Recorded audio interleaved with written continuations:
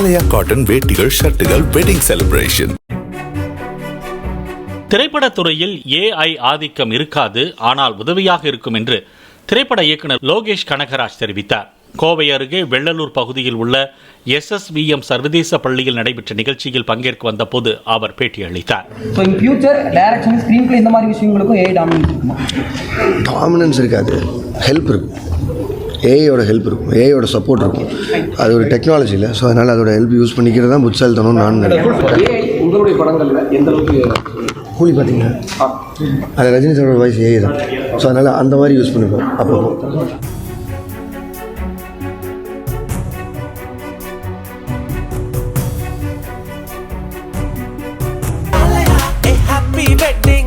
ஆலயா cotton வேட்டிகள், ஷர்ட்டுகள், wedding celebration.